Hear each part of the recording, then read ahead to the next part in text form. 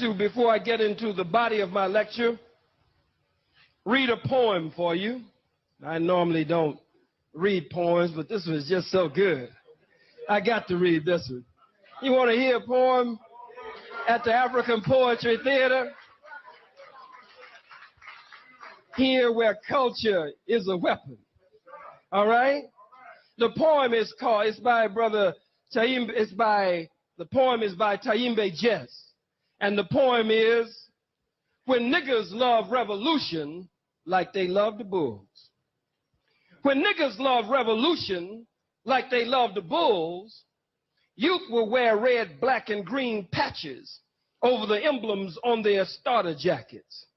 When niggas love revolution like they love the bulls, brothers will gather regularly at barber shops and corner stops to discuss George Jackson and to discuss the handbook of revolutionary warfare and people's war before they go home to take care of their children each night. When niggas love revolution like they love the bulls, playground basketball courts will become paramilitary training grounds where we learn to shoot guns at the enemy and not baskets for bets.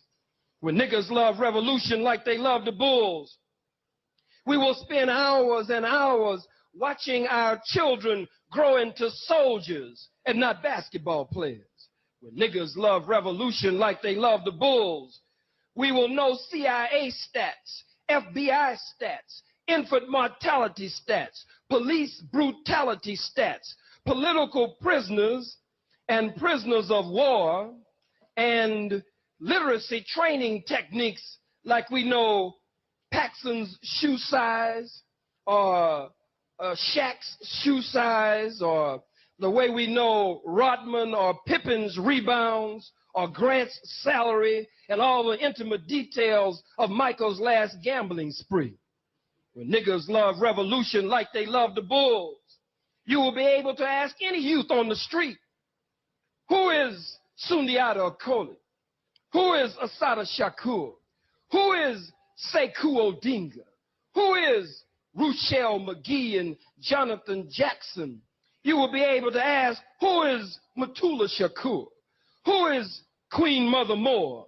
And they will be able to tell you without skipping a beat. When niggas love revolution like they love the bulls, you will go on to ask them about Michael Jordan, and they will say, who? When niggas love revolution like they love the bulls, masses of us will go down to tear up Carolina coroner and his office to find out what really happened to James Jordan instead of waiting on the word of newspapers and sheriff's offices. When niggas love revolution like they love the bulls, we will show up in Washington, D.C. with the Million Man March with our God and with our guns. When niggas love revolution like they love the bulls, they will start to seriously wonder why one Negro putting a brown ball through a white net makes more money in one season than they will make in an entire lifetime, and do something about it. When niggas love revolution like they love the bulls, you will see Phil Jackson running up and down an empty court minutes before game time screaming, where are my niggas? Where are my niggas? Where are my niggas? As the niggas leave the stadium to go build liberation schools in their community. When niggas love revolution like they love the bulls, all niggas will refuse to shoot ball with the president, with or without their dashikis on. When niggas love revolution like they love the bulls, will become associated with the sound that CIA agents, snitches, rats, and agent provocateurs who join our organizations and work against the legitimate aspirations of our people who yearn to breathe free, drug dealers and others will make when they are thrown gracefully face first into open manholes. Whoosh. When niggas love revolution like they love the bulls, Nike will no longer be able to sell $160 basketball shoes in the black community because we would rather spend the money on liberation and revolution. Thank you. When niggas love revolution like they love the bulls, they will love it more than chitlins, more than all my children, more than Jerry Curls, more than permanence, more than Cadillacs and Mercedes Benz and Rolls Royces and BMWs, cause when niggas love revolution like they love the bulls, when niggas love their family like they love the bulls, when niggas love their children like they love the bulls, when niggas love to be free like they love the bulls, when niggas love struggle like they love the bulls, when niggas love dignity like they love the bulls, when niggas love niggers like they love the bulls, we will become black people and all the bullshit will hit the fan.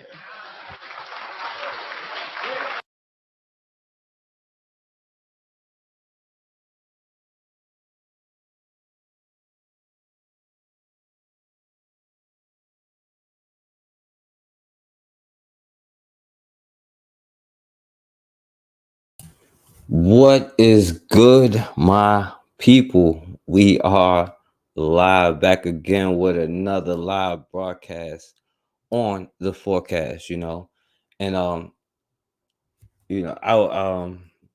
first of all, let me say, shouts out to my sister Considera, who is on the live with my brother Maurice Muhammad earlier, and I was just checking that out. That's why, I'm just coming on just now.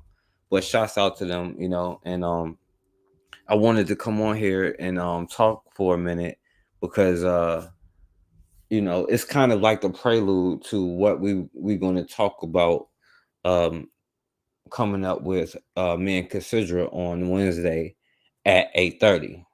So we're gonna definitely get into that conversation, and I hope that y'all be a part of that conversation. And this conversation here is sort of like the prelude, you know what I'm saying?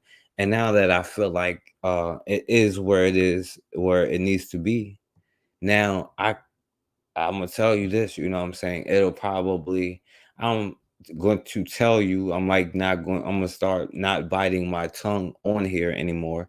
You know what I'm saying? I'm sure that I pissed a lot of people off, you know what I'm saying? And I got problems with the trolling stuff, you know what I'm saying? But people don't see the larger scheme. And I'm fearful because I'm almost like, damn, like, because I understand what other people be like, yo, it's almost like the destruction, you know what I'm saying? And that is true, you know what I'm saying? Like, oh, yeah, how can we get other people to do such and such? And the key to all of it is like, none of that even matters, right? The key is like you are the key.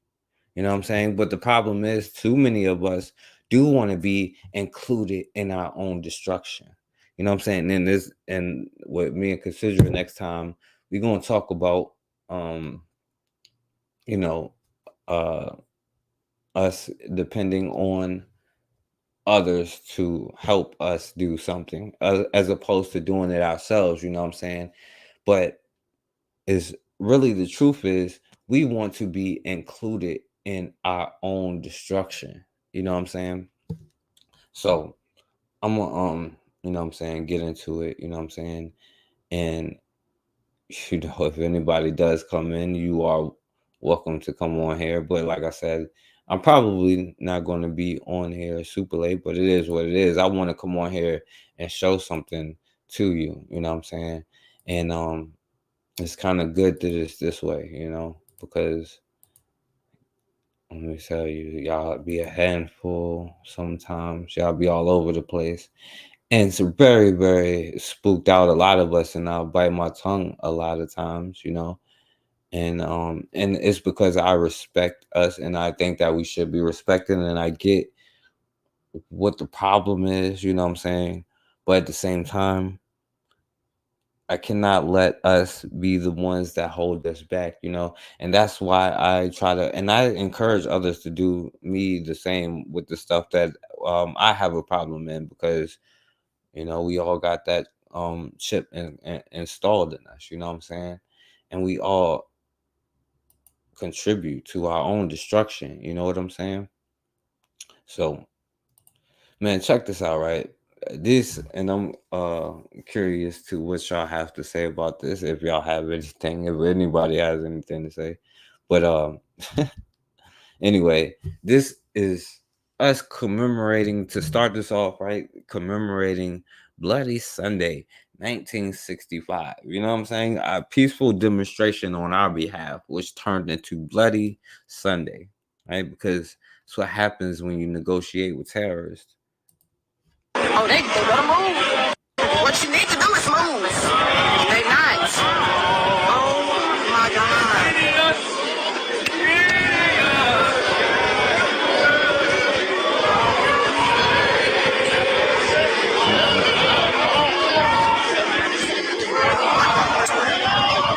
Look at Black folk. This is what we do, man. This is crazy. Like, you just look around and then you be like, damn, you know what I'm saying? But there is hope. The one hope is the opposite of this generation, which is the people who's about to could be born tomorrow if we get a hold of it right now at this moment. You know what I'm saying? The people who born tomorrow may have a chance, but right now, I don't know. It's just not the beginning of marching for inclusion, to be included in our destruction. Let us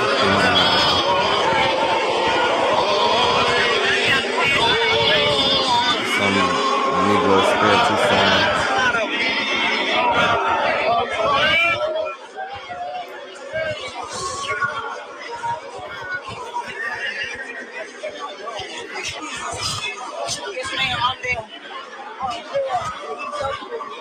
In front of the damn American flag. Oh, we want to be American so bad. Like, dude, like, it doesn't even make any sense.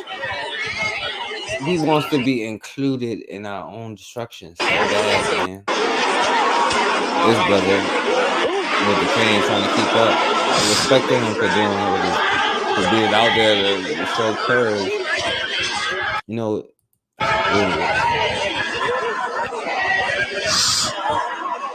this is like pissing me off. It's like American flags and stuff everywhere. Oh, they gonna move. What you need to do is move. Commemorating Bloody Sunday. Bloody Sunday. When you got smacked upside the damn head. You gonna commemorate that?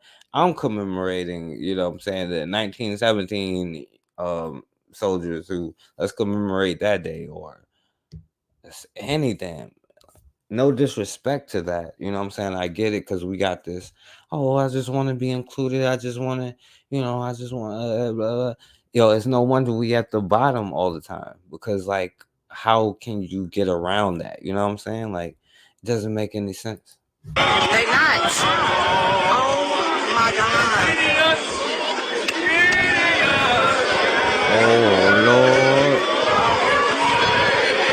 Oh Lord, help us.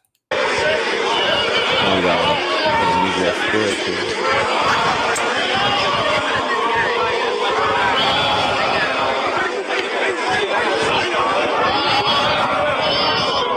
You know, fought for that American. No, not American. Just to be treated equal. I don't know nothing more than what I'm supposed to get. I don't even know what I'm supposed to get.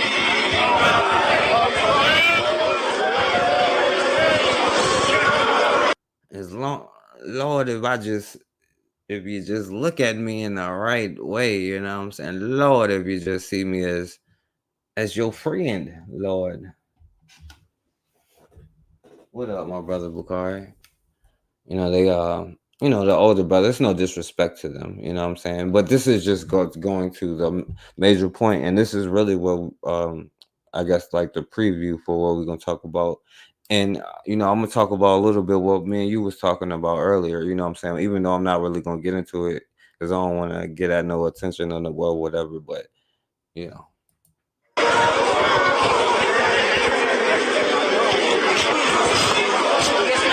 What up, my brother? All right, yeah, that's cool, because I want to show y'all some stuff real quick anyway. But if y'all want to come on, I'll let y'all come on here. But I ain't trying to be too late. But Oh yeah, the brothers marching in front of the good old American flag to commemorate Bloody Sunday, getting smacked in the face in Selma. You know what I'm saying? Ain't that something? So we want to be included in our own damn destruction. Now, check this out, man. Now, Bakari, look, because we talk about it all the time, and it's just interesting when we saying just watch it. You know what I'm saying? Interesting, right? So now they talking about DEI programs. You know what I'm saying? And how all of these employees is laid off. They said they won't do nothing. They said they wasn't going to practice self-preservation and let us just be peaceful. We don't want equality. We want comfort. That's the answer. That was the answer the whole time. We want comfort. We don't want freedom. We don't want equality. We want comfort, right? So. And welcome back to The Factor Uncensored. We're seeing the impact of Texas's ban on diversity, equity, and inclusion in the workplace.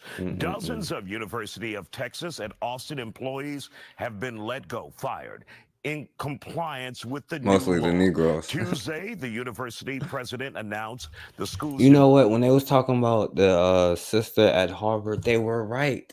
But good. That's my answer. Good. Yeah, good. Maybe you won't contribute to freaking Harvard. Who cares about like Harvard anyway? I get it. You know what I'm saying? In American society, it gives us whatever. Good. Maybe. Just maybe. You know what I'm saying? If you like, damn, we forced to do our own thing. And I don't wish anything bad on the sister. You know what I'm saying? I think that a lot of ignorant. I don't think she's a belligerent clone or anything. Like, she hasn't been cloned. She's been affected by the clones in the community. You know what I'm saying? But yeah, like, of course, like the first black person in Harvard. Like, the hell do you think Harvard is? Like, but anyway. Vision of campus and community engagement is being dissolved and its programs and funding transferred to other divisions. It's still unclear how many people will lose their jobs permanently. Oh yeah, but the point is they were right. You know what I'm saying? They were right when they was like, oh yeah, this could mean, oh yeah, this could affect a whole bunch of things like not being able. But what they don't see is because their goal is comfort and not freedom. And so they're not like good. They're like, oh no, what are we gonna do? You know what I'm saying? How can we get acceptance from freaking crackers? You know what I'm saying? Though those workers will reportedly be able to apply for existing opening positions at the university. So they could get another job. 2023.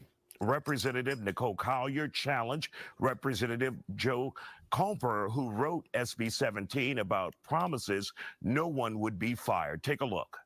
There was a provision added in the House version. White folks said they was that going. said that the existing staff, if their position is eliminated or their department is eliminated, they would be reassigned. And so now that has been pretty much gutted because there's no disrespect to anybody. It's just my frustration, you know what I'm saying, speaking, but also lessons for hopefully the children born tomorrow, because all of us, we're in trouble, you know what I'm saying, like, we're not going to be included, you know what I'm saying. So I can't believe it. It's 2024, you know what I'm saying. White people ain't keep their word. What? I can't believe it. Bill does now, it says that they may provide a letter. It doesn't even say that they have to keep them. That's correct. So right now, these 62 individuals. Ms. Collier, I do, visiting with some of the institutions, do have confidence that these employees will be accommodated, but for the sake of working with the Senate, that's the language we came to, is to provide that. I know it's in Texas. Letter of recommendation. These employees will be accommodated. This is what we got, Negro. Abbott has defended SB 17, saying DEI programs are often a political tool to push liberal philosophies. Joining us to talk about it, former president of the Brazoria County NAACP. Now, understand, liberal philosophies includes teaching like that you didn't get like that you got kidnapped and all of that stuff and how they did. That's included with all of the gay stuff, even though they the ones who practice Greek culture. It's their stuff that when they were saying that dudes is girls and all of that stuff. I don't care how you live, but like it is what it is. But that's Greek culture. That's their stuff. You know what I'm saying? But what they do is throw all of that. Martin Luther King, they throw Martin Luther King in with some gay dude, even though like the people they got on the side of a mountain most likely molested little boys. You know what I'm saying? Do you understand that? Like the people that be included with, like, we don't even live that way. You know what I'm saying? They put people on the side of a mountain. I'm not saying it ain't good and bad, but we wouldn't put somebody on a mountain. First of all, you wouldn't probably do that, but to put pedophiles on the side of a mountain, it's crazy. Howard, Texas State Representative Jolanda Jones, and University of Houston downtown professor Dr. Dietrich von Biedenfeld. So, Jolanda, you made sure we had that video. I did. What does that video state to individuals who may not figure out what's going on here? So, for the record, I voted against this racist anti-black bill. I voted against it. And we were concerned because they were speaking out the side of their neck. The Republicans were saying, oh, and again, this really just came the from Republicans. white people who were complaining that they were being discriminated against because they were white. That's what this is about. So they want to get rid of. Oh man, crack Neanderthals is on here. Hey, we have to practice self-preservation, right? We already can't go outside in the damn sun, right? We have to practice self-preservation. And we just can't sim. Oh, this damn racist, whatever.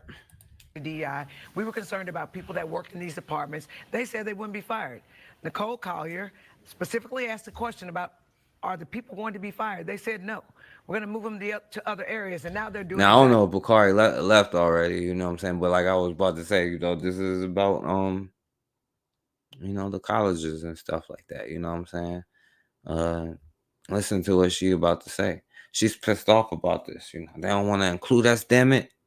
Exactly what we knew that they were going to do. And it is offensive to me.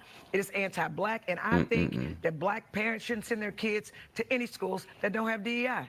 And let's see how the athletic programs go, right? Because the money going to follow. How they going to go to the schools they don't have? But that's a whole nother stuff. She said, I don't think they should go to the white schools if they don't have DEI, if they not included. You know what I'm saying? Because they definitely going to include you with the football team and the basketball team. You know what I'm saying? You make millions of dollars for these universities, mind you. And it's just crazy because you are the commodity. You know what I'm saying? Meaning, even if you are the commodity, that means you can probably control like the amount of money. But now, like Texas, what's happening in Texas? They didn't with Haitians at the border. They didn't lynch black dudes on the street. You know what I'm saying? And, you know, found black dudes hanging and all of this stuff. You know what I'm saying? But well, we draw the line is them not including us in they damn stuff. I draw the line at that. We want to work at their damn factories.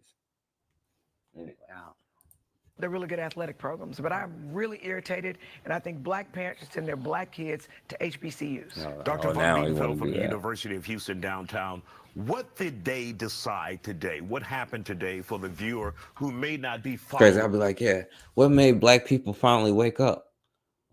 White people said they don't, we're not going to accept you. And then is they woke up because is they boycotting for inclusion or boycotting for their own stuff? Doing all of this. Right, and this doesn't just begin here. So we can go back to 2023 at A&M when a president resigned based on the hiring of a New York Times editor because of the work that editor did in race and inclusion. A black editor. Correct. Yeah. And so this idea in anticipation of the January 1st implementation of SB 17 has been coming in the works. And Rice University, they had honorary admission into various Pride programs because as a private university, they don't accept that funding. But recognize that our government structures, boards of regents at universities are appointed by the governor. And that means that governor appointees, state senate appointees need to get in line or go. Guess what? The contract says termination, despite whatever board of governors. This goes back, he said to 2013, this goes back to. He's so mad, he can't even talk right. He can't even talk right. I will say, you know, my good brother MG2 said, "Oh yeah, why would you want them to teach you about?" And you're absolutely right about that. But you know, my only thing is like, I'm mad because black men, black men and women, anybody, damn it, like any black adults. Why didn't you teach me about who the hell Ida B. Wells was? Why I had to wait to grow up or find out about Steve Biko this week? You know what I'm saying? Or find out about Khalid Muhammad when I'm an adult. That's your fault, ain't it? I knew about We just Christopher saw in the Columbus. video earlier, the Republicans are not acting in good faith. They knew exactly what culture war they were starting by attacking. Not this goes back. He said to 2013. This goes back to critical race theory. It goes back to any dog whistle that white America's fragility is threatened by. So we can't only want DEI on the football field, on the basketball court, on the baseball mound, on the soccer field. We have to embrace the culture, embrace what Texas is really about. And by the way, that's not really integration either, because it's all of you on the court and it's all of them in the owners' boxes. So it's not really integration. It's just. I agree with Representative Jones here. We should not send any black child, should not go to Texas, Texas A&M, Florida, any of these states that are attacking the black experience, attacking. You know what's crazy? Like when I was young, I was like, yeah, I want to go to Florida. I want to do this, you know. Like I was out of my mind, you know what I'm saying? I didn't know any better. And now, you say, oh, we shouldn't do any of this. They don't want to include it. We shouldn't go. What? And now that's the thing, right? That you won't be included with white people, not the lynchings and the rapes and the murders and the family destruction and the drugs and the broken relationships and the trauma and the hatred for each other and the help paying bills all the time. This is what it took. This is what it was, not being included with them. Ain't that something? The very essence of who we are as a people, as a culture, as a society. Don't send your kids there. I'm a proud alumnus of Texas Southern University. Go to the Tigers, baby. All right, and let me say this. Well, at least went that before. How do you even address this in the next legislative session or before then? What can be done? You'd be like, F it, and I'm going to just go do me. That's how it can be done. All right? In other words, this was her answer. This was what she said.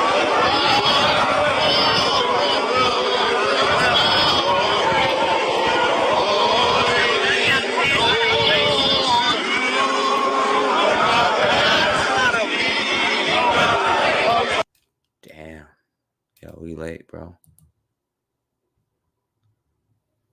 Let me show you how we do stuff. I guess I shouldn't play this, but I will anyway. Sure, who cares? You know what I'm saying?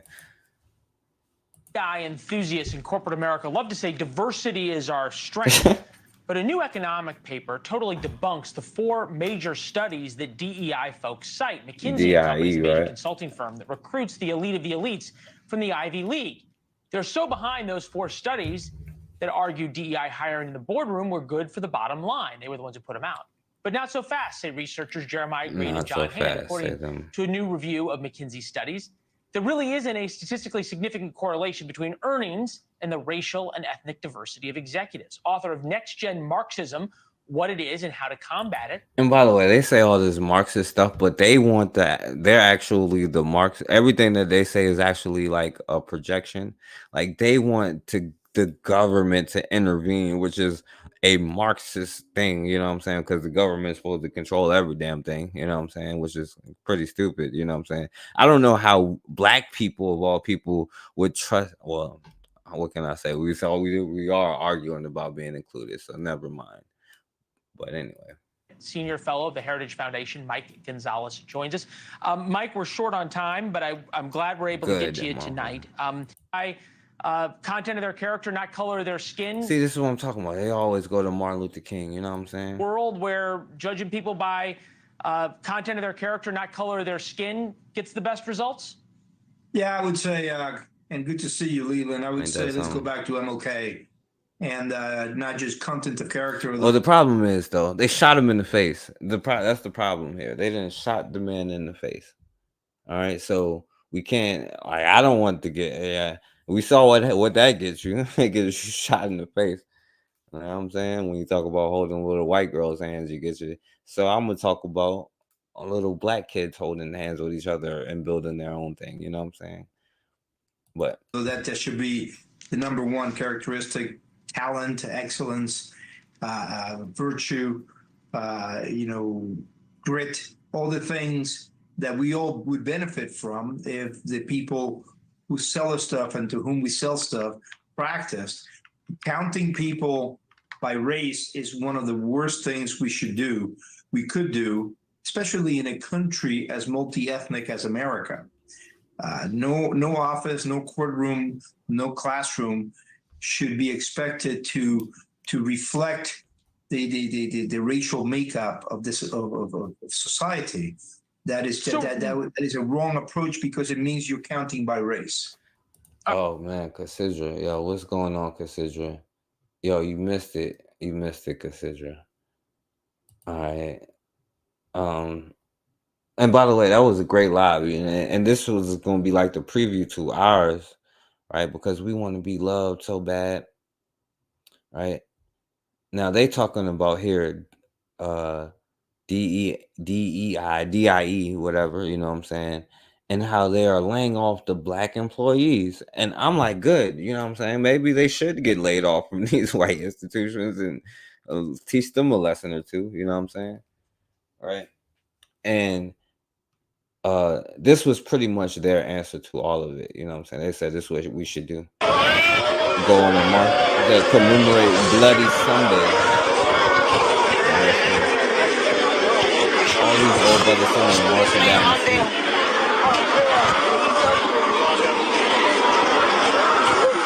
And you can see they were like, enough with the symbolism, and it's all good and all of that for these older brothers.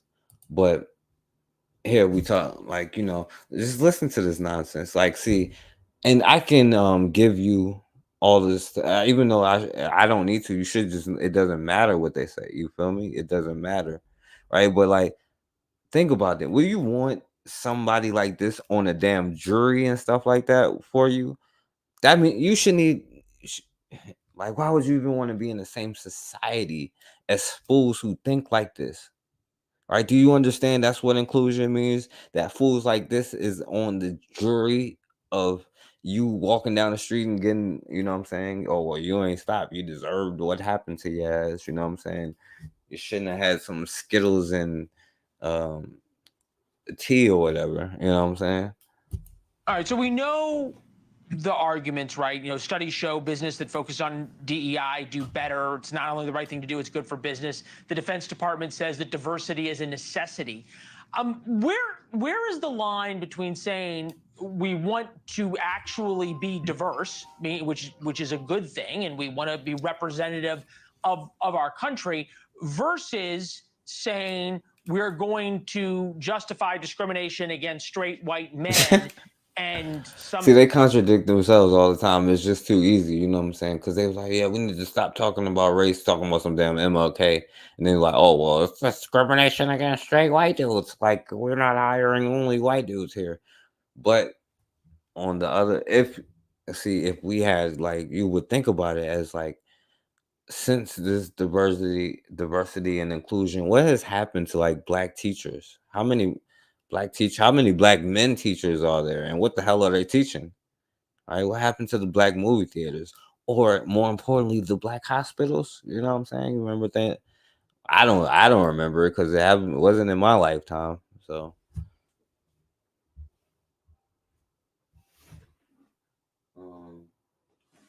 yeah, they don't want to be diverse, but we do. We sure want to be diverse. To be a business imperative.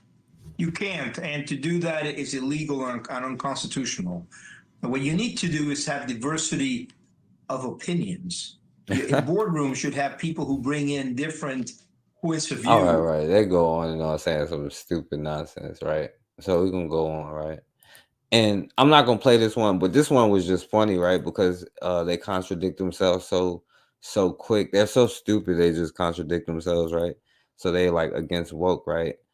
And illegal drugs criminal gang-produced drugs safer, but not doing anything much to tell young people it's crackers to take them in the first place. Well, I'm with Nancy Reagan. They're talking Just about say no. That's the next. They're talking about this drug epidemic in their communities. You know how these drug addicts are. The positive is to say to young people, look, be a hero and grapple with real life, make a difference, stop trying to escape real life. When I was in the UK for a little bit over the break, I got the sense there that there's some sort of waking up to woke, you know, that they are sort of reaching. Right, do you hear how stupid they are? Waking up to woke. They are against being woke, but they are woke to the idea of being woke. How stupid are you? Are you against it? Like, you shouldn't be woke to anything. You know what I'm saying? You are anti that, you know what I'm saying? But they are waking up to this idea of woke. Like, do you see how stupid the logic is? Do you want these fools like this on your damn jury? You know what I'm saying? Like, why would you even want to be in the same society as this? Like, forget like trying to like debunk anything that they say. You know what I'm saying? Yo, they gaslight all the time. All right. And do you know what our damn response is? You know what I'm saying? We gonna march up and down the damn street. Talking about I'm an American. By the way, if you gotta march down the street to proclaim your Americanness, you're not that. You know what I'm saying?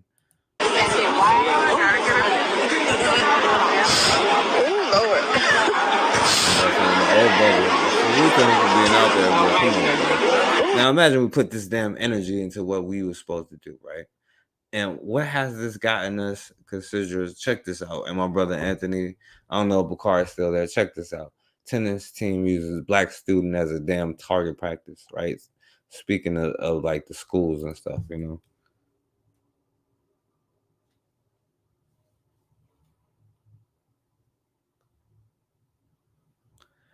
Oh, now it's gonna freeze up. It might as well show it. Don't just take class. This is what's happened since this inclusion has since you've been included. You know what I'm saying? Included in our own damn destruction. You know what I'm saying? Tonight here in Horry County, where we're learning more about the federal school lawsuit we first told you about yesterday on WMBF News at 6. Our Julia Richardson joins us now at the alert desk, digging deeper into that document and laying out where this case now stands. Some pretty serious allegations in there, Julia. Yeah, Rachel, that's right. I'm told bullying and mental and physical abuse sparked the lawsuit accusing Horry County schools and Green C. Floyd's High of racial discrimination. The alleged victim's mother claims her 17-year-old daughter suffered in 2023 on the school's tennis team, prompting her to leave campus entirely in January. She had to completely move as a result of what she had experienced. Family attorney Aaron Wallace is now seeking justice for the teen plaintiff. You had to move out the all-white neighborhood. The Trojans tennis program. And she could be like a mix, you know. The lawsuit shows that discrimination went all the way up to the top, with the girls' team coach herself accused of using NC as target practice for the rest of her white players. When NC reached out for help, the suit claims the school didn't offer any and dismissed the troubling behavior entirely. She made complaints about the discrimination she received. She was rebuffed on those complaints. The lawsuit also alleges Green C. Floyd's tried to prevent NC's mother from filing a racial discrimination complaint, saying the school, quote, doesn't allow it. She ended up filing that complaint anyway, leading to the current lawsuit that's seeking a jury trial and damages from both Horry County schools and Green C. Floyd's. Attorneys say NC and her family are coping with the situation the best they can, but it hasn't been easy. They add they hope this suit encourages others who may be facing discrimination to speak up, even if it's difficult. By taking a stand and advocating for herself, a client not only sought justice for the harm she experienced, but also sheds light on the importance of speaking out against injustice and standing up for one's rights. Oh, injustice and one's rights, you know what I'm saying? Or you can also look at this freaking school. right? Including we are included. Curse Though. words, threats, and even the N-word. That's how one woman decided to resolve. But we want to be exactly because we want to be included in a school because we need other people to do things for us. You know what I'm saying? We can't stand on our own. We're gonna go out there and march and sing to get them to accept us. You know what I'm saying? We want to be included in our own damn destruction. You know what I mean? Go move out to them all white neighborhoods and send them to these schools and be like, oh, I can't believe it. It's 2024. You know what I'm saying? Now let's go to HBCUs now that they don't want us to be diversified with them. You know, I understand why people was mad about the sister at Harvard, you know what I'm saying? But you know what? Good. You know what I'm saying? You're right. They probably will start. Good. You know what I'm saying? Road rage situation that spilled onto the campus of Bruley High School. All of it was scribbled onto a note that the woman reportedly left on the student's car. It caught the attention of the WFBI team. And Scotty, now that woman is facing more than just legal trouble. Yeah, guys, here's the note that woman allegedly left on the teen's car. Tonight, she's facing charges. And after we started asking questions, she's now been banned from stepping foot on Bruley High's campus. This mother is horrified after she says her daughter was threatened following a recent road rage incident in West Baton Rouge Parish. I just want to know why, and why would you say the things you said to a 17? Now, before you listen to this, understand, right? This is what I be trying to say. I understand, like, because I may know what I know or do what I like, or feel how I feel, but that doesn't mean my loved ones know or feel the same way. And I'm not going to always be with them. And those of us with children, you know what I'm saying, especially driving age, young black boys or girls, you know what I'm saying, they are out in the world and they may not be as aware. You know what I'm saying? This is why it's important to teach them while they're children and not just throw them in somebody else's system, you know what I'm saying, and let other people do for you what you're supposed to be doing yourself. You know what I'm saying? And why would you say the things you said to a 17-year-old? Good question. Her daughter was driving to school at Bruley High when she cut in front of someone. But after she went to class, the woman who was driving the other car followed the teenage student to the school. Then once the girl was inside, the woman allegedly circled the student parking lot before leaving a threatening and racist note on the student's car. I didn't know that people still act like that. The 17-year-old asked us not to identify. Said, I didn't know people still act like that. And the correct answer is like, and the correct answer is she wouldn't have been on the news. It would have been handled. That's the correct answer. And the incorrect answer is it's 1824. I can't believe they still act this way.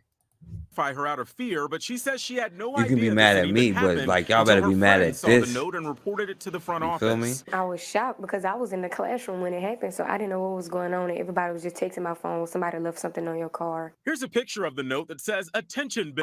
I know who you are, and I will find you and up your car when you." These thug white bitches. Now, one white girl that just got her head smashed in for talking crazy like this, right? She just must not have seen that. You know what I'm saying?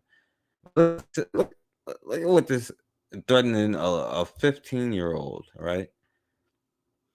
Right, and then if she had attacked her, you know what I'm saying, they would have been saying, "Oh, how could you have bashed her skull in?" You know what I'm saying? Attention, bitch. I know who you are, and I will find you and up your car when you don't expect it. Learn how to drive. The note ends with the N-word. It made me feel really bad. It made me feel bad for my daughter. At 17 years old, she got to witness there's still racism out here. And, what? I can't believe that. Despite us being in 2024, this is what we're still facing as African Americans. Were you ever nervous that she was going to make good on those threats?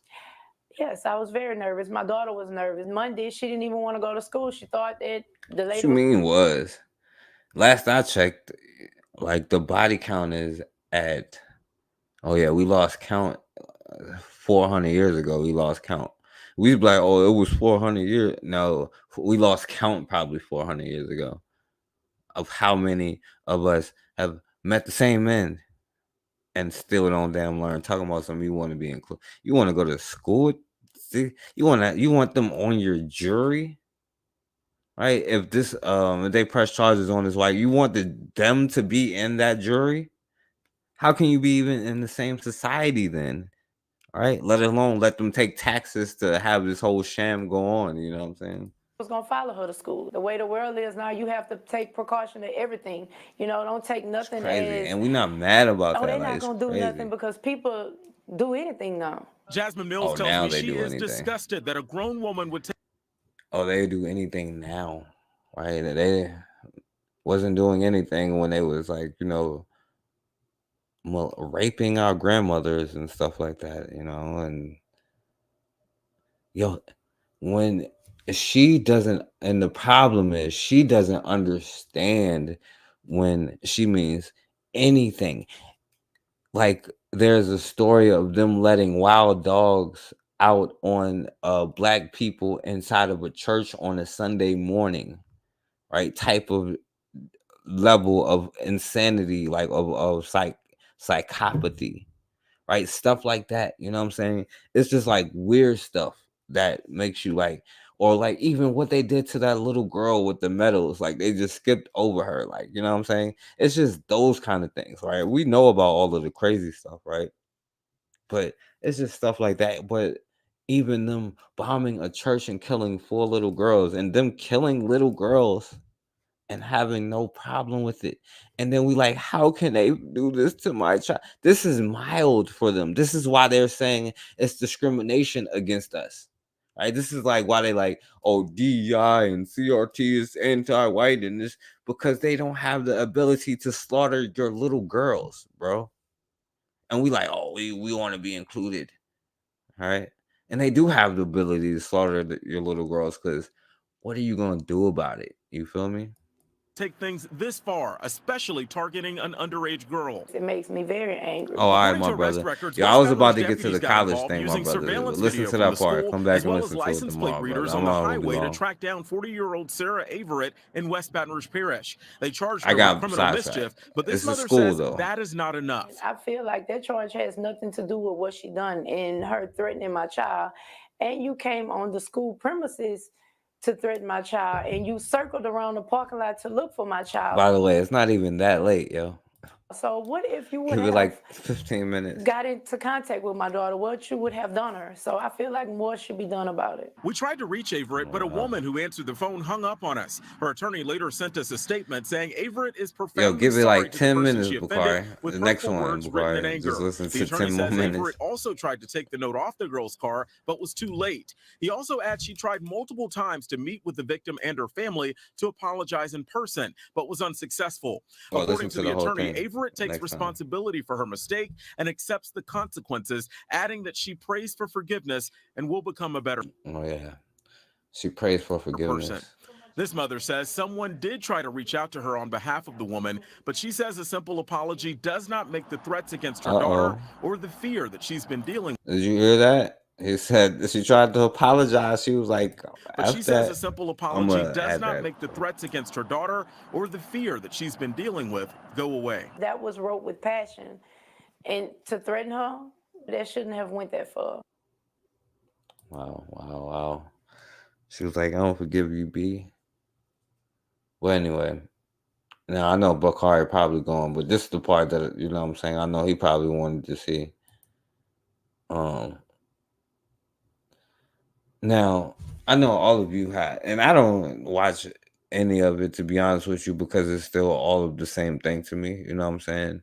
But like, I can't help but to see like all of the nonsense that comes from it. You know what I'm saying? Just because everything goes that way. Now, obviously, we can't be included, so now we should boycott. You know what I'm saying? Not the lynchings, not any of that stuff. But now we should be not included.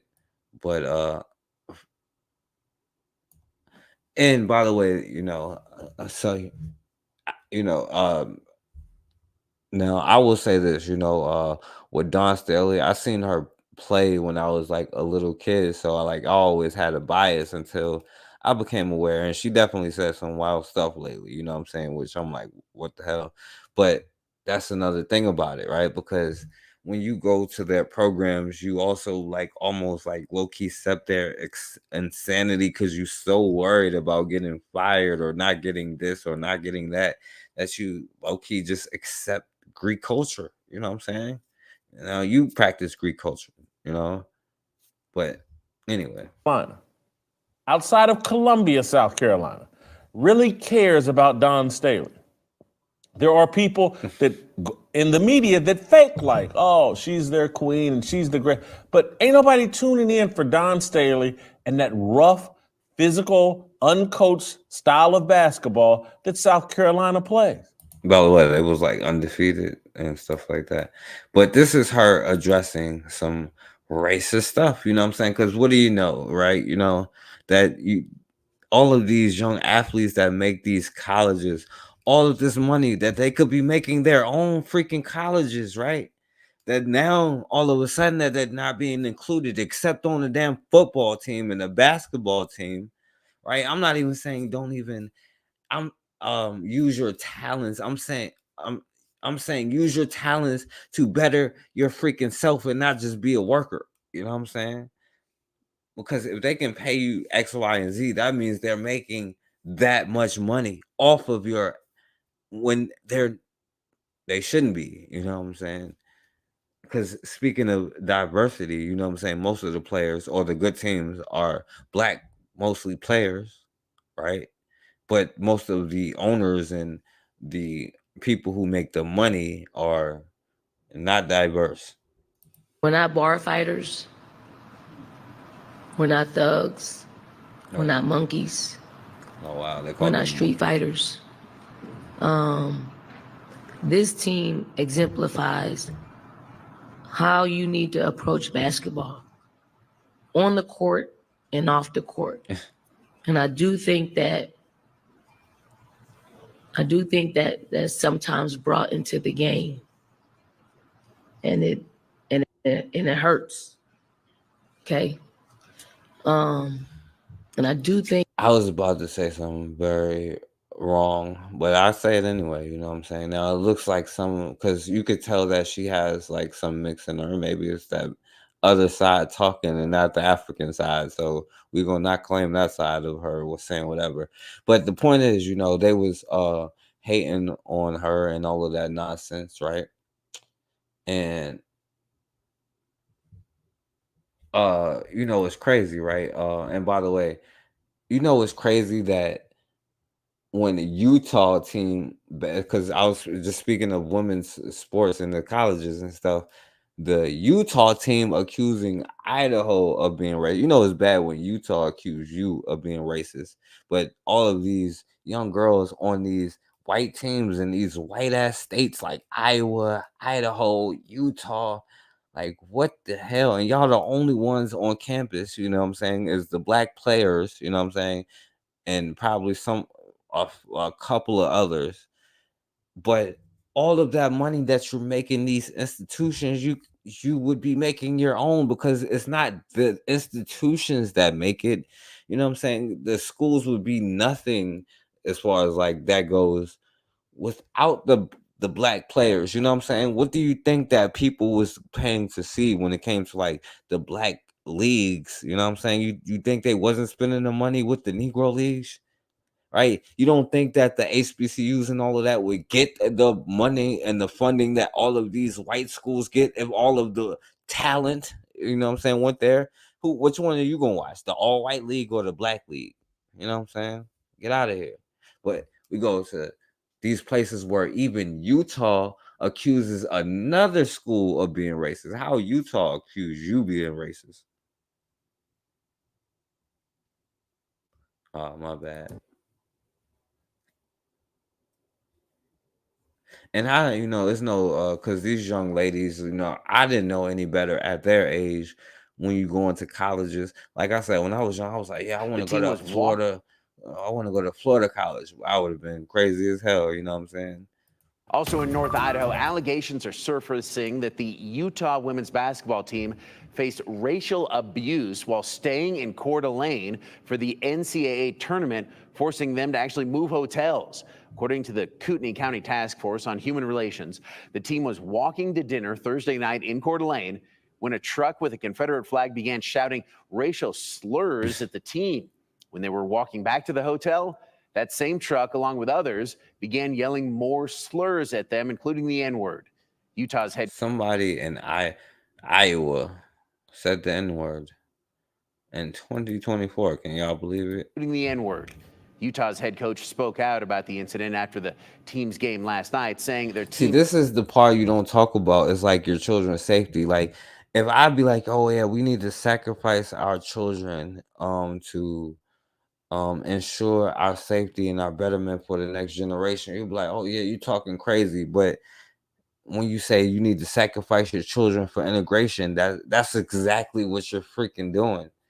Like, why is your damn children out in Iowa playing for Utah in the damn first place, right? And stuff may happen in Mississippi or whatever, you know what I'm saying, or whatever. Or hell, you know, I don't know. You pick a state, but I'm talking about in the black environments. You know what I'm saying? Like, cause you don't think about the safety of your children out here in these states where these college dudes meeting these white girls and getting caught up somewhere out there, or kissing them and then going to jail, you know what I'm saying?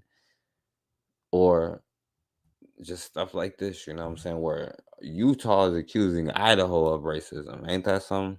Team felt unsafe. You know, we had several instances of some kind of racial hate crimes towards our program, and incredibly upsetting for all of us. No one knew how to handle it, you know, and it was really upsetting. And for our players and staff to not feel safe in an NCAA tournament environment, it's messed up. But yeah, that's what happened, and it was a distraction and upsetting. And all right. So you understand, you know. Oh yeah, Idaho. I can't believe it. You know what I'm saying? People don't call Idaho to Alabama. Yeah, well, that's because it's Idaho. You just call it Idaho. You know what I'm saying? You call it Montana, and you know what I'm saying, Iowa. But these places is in there, and mostly, guess who's the black people in there? Half of them is probably athletes in the first damn place. But these universities is nothing without the black freaking athletes, you know what I'm saying? And you like, oh, well, let me be included. Well, yeah, that includes you with that, you know what I'm saying?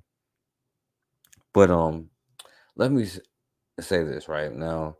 This next part, right? And I'm gonna get back to, it's kind of a side thing, right? Because I heard people kind of talking about Stephen A. Smith, you know what I'm saying? Because we're gonna get back to this topic here, you know. But I want you to see something, right? Now, they're like, oh yeah, this dude called out her and all of this stuff. But first of all, I want to play what she was saying when they was like, oh yeah, you don't want to vote for this dude and this dude. Get over yourself. Those are the two choices. Yeah, I love that. Right? And Bruh. I don't want to play this dude. that's not good enough. One is old and effective and compassionate, has a heart, and really cares about people. And one is old and has been charged with 91 felonies. All right, and let me see. Now they like, oh yeah, because he's say Worried this about about her. folks coming to the polls. You're worried about them showing up to the polls to vote for you. You're not worried even about them voting for Trump. You're worried about them not seem a bit detached at time from what the voters are actually don't care about the 91 counts. They're thinking about their lives. And a lot of times we see politicians taking the positions that they're taking. And while we can respect their candor and their honesty, they do seem a bit detached at time from what the voters are actually feeling. Damn. What the voters are actually thinking. Nobody wants to hear that from Hillary Rodham Clinton at this particular moment in time, because especially if you're Joe Biden, what are you really worried about right now? So the polls to vote for you. You're not worried even about coming to the polls. You're worried about them showing up to the polls to vote for you. You're not worried even about them voting for Trump. You're worried about them not showing up to vote for you. The issue is not. Now he said this, right? But then this fool then turn around and say this nonsense, right? Should players lose their scholarship over the freaking national anthem? You know? Appear on the court for the pregame national anthem. Well, now see, the thing is, everybody is talking about this nonsense. They try to make this freaking white girl like, you know what I'm saying, like God, you know what I'm saying? And it's crazy because a black man is, it's mess. We are down bad when a black man offer a white girl millions of dollars, way more money than anybody else to play basketball, something that is a racial stereotype against you, and you are willing to play a white girl more money than anybody else to come do that thing, right? But of course, we know, like her, she is the great white hope, right? She lived up to the great white hope, right? Because if you go back and look, every single great white hope has always lost. Every single one of them. If you go back and check the record, any great white hope has taken an L. Every single one of them, right? And just like this white bitch here, she took a L. You know what I'm saying? But nigga, she sure is good. You know what I'm saying? Negroes all day, let a white girl do anything. Negroes is she good. Ain't nothing, ain't about this, ain't about that. It's about it. It's about it every single time. It's always about that. You know what I'm saying? That's why we at this position where we is, because it ain't about that. It's about whether you're good or you're bad. It ain't about none of that stuff. Nope. You know what I'm saying? Like, that's why we lost now, right? Because all white bitch got to do is just show up and smile, and Lord have mercy. You know what I'm saying? The skies have opened up. You know what I'm saying? Like, the white savior has arrived, right? And like, it ain't about this, ain't about that. You know what I'm saying? No, this white girl is just not the best. You know what I'm saying? Like, I would pick another, even in college right now. You know what I'm saying? But just like all of the great white hopes, she took a L. You know what I'm saying? But they just mad because and it goes back to this, with the sister Angel Reese. And I understand, like, maybe, but y'all got to remember, this is like a young 17, 18-year-old. What was you thinking about when you was 17 and 18? I wasn't certainly thinking about the right things when I was 17 or 18-year-old. You know what I'm saying? That's why I can't hold it against them. Like, that's our responsibility to educate them, as far as you see what happened when we go to their schools, but they mad about this. Yeah, she always falls. She always crumble. She don't see. She can't say that. You know what I'm saying? They mad about that. She still can't say that.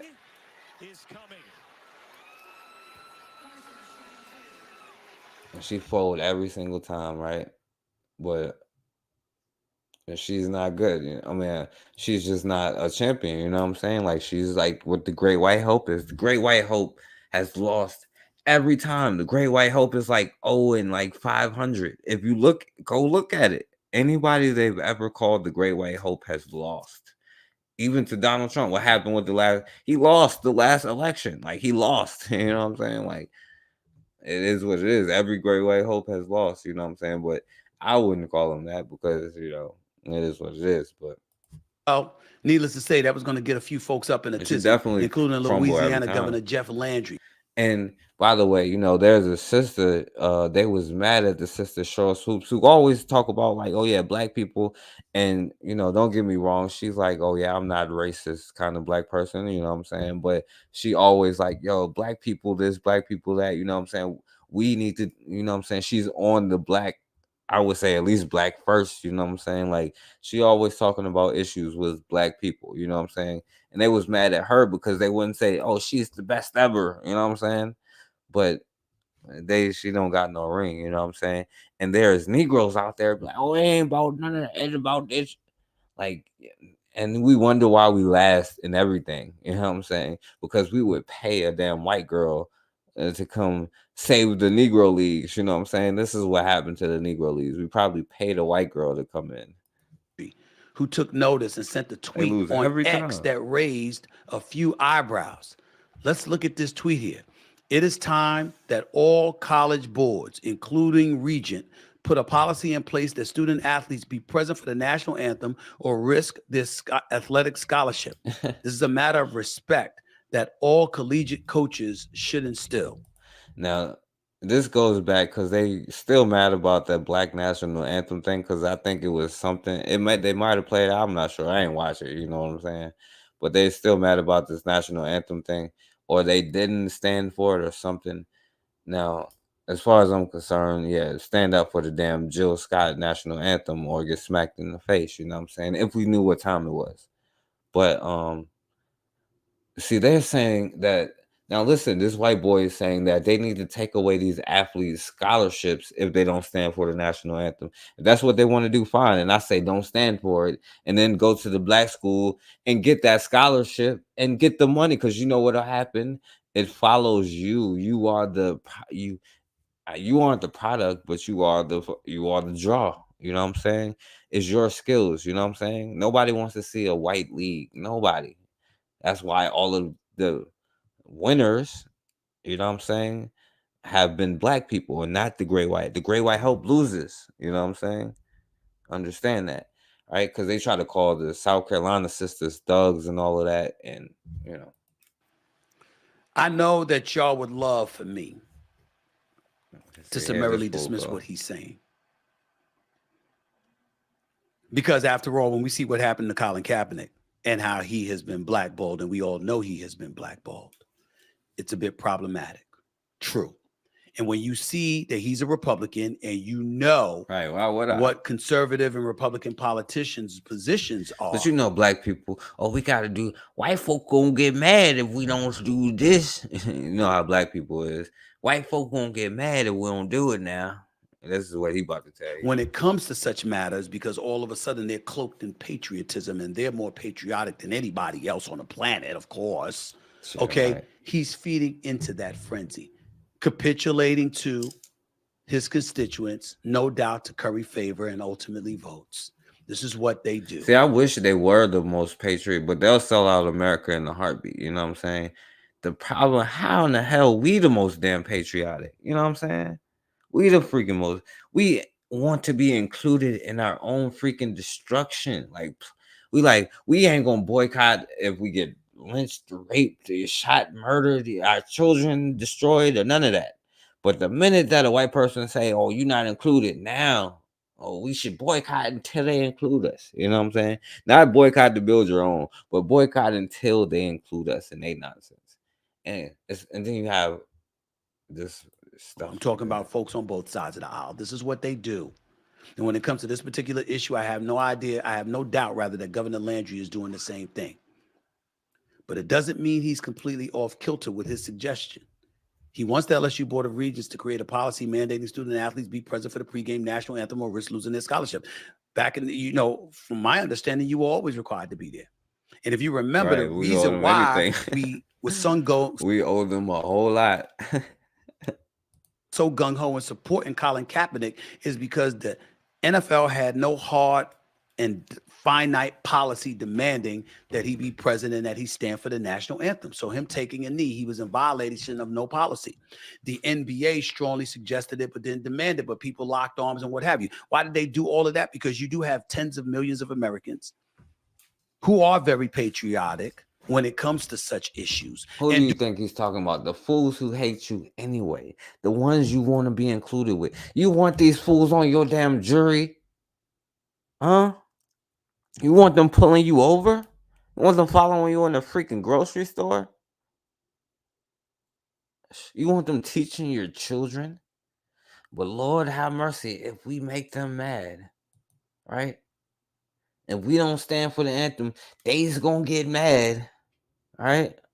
Americans who are very patriotic when it comes to such issues and do believe for standing for the national anthem and putting your hand on your heart, or standing respectfully while the national anthem. And whose fault is it that they chose such a dumb, boring song? That's just European, part of Greek culture. Like, the song is just actually sucks. It's just not like a good song on top of all of the stuff, right? It says some crazy stuff in it, but ultimately it's still like just a terrible song. It's just terrible. Like, why would they even want that to be their national anthem? It's beyond me. I don't know what they do over, like what they brought over from Europe. I don't know. But I mean, the song is just bad. Like, why would anybody stand for it? I don't know, but why would we especially? Anthem is being played. And so we can dismiss this governor all we want to, but there's no way he would have opened his mouth and said what he said and employed other universities to take this stance in this position if he did not know he would not have overwhelming support for his position, which means you've got a whole bunch of people who feel the way that he does, whether we like it or not. And since they're usually paid. See, the thing is, I don't like it or not. I don't give a damn. Right? I don't care what they like or what they don't like. My thing, what I care about is what I like or don't like. You feel me? What they like or don't like is irrelevant. Did you ever think about that? Did any of us ever think about that? What they like or don't like is irrelevant. What I like and don't like is the most important thing in the world. And I'm going to make it happen, right? Because outside of that, it don't matter about anything outside of that. Because as long as I'm making what I like happen, then something I don't like ain't going to happen, even if somebody else like that something I don't like happens, right? Like my destruction. Did you ever stop and consider that, right? Who cares? What do I like or don't like? Feel the way that he does, whether we like it or not. And since they're usually paying customers, you might want to pay attention to what they feel. If indeed you want to keep your scholarship or your. That's what he's saying. It was his words, not mine. I'm just translating. So you ends is broke. Know what they feel. If indeed you want to keep your scholarship or you're an institution that wants to be patronized. Do you hear this? So if you want to keep your damn job, boy, you best do what the hell I say. And if I say stand for this national anthem, boy, you stand or you gonna get fired from this $20 an hour job, boy. We're gonna kick you out our institutions, boy. Ain't that something? They might get mad, Cassandra, if we do something, if we like, oh, this is against my dignity. If you have dignity and pride, they might get mad. Damn.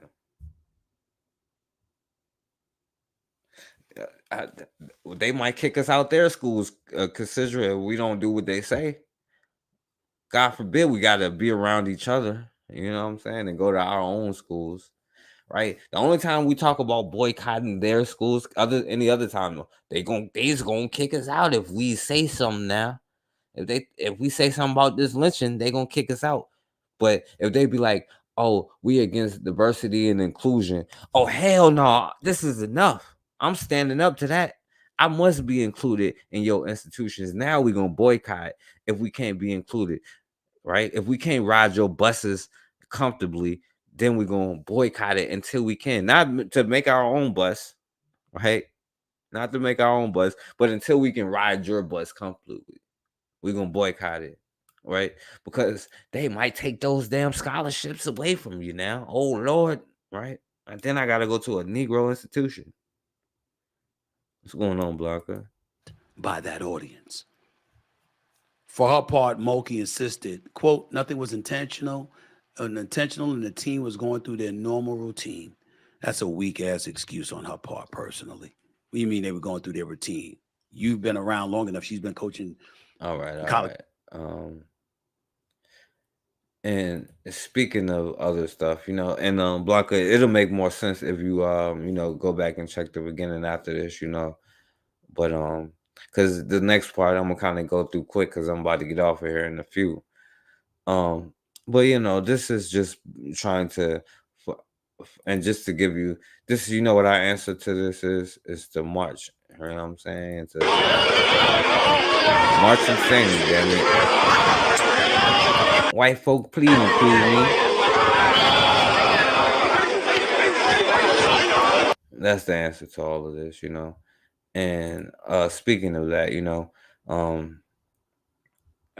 so these black truckers. I'm just showing this because shouts out to black truckers. And if we had any damn sense, that's a connection. Like, oh my God, like you can connect so many things if we use common sense and didn't want to be a part of everybody else nonsense. You know what I'm saying? If we didn't want to be included in our own destruction, we would include ourselves in our own salvation. You know what I'm saying? That's the irony, right? But now we boycott.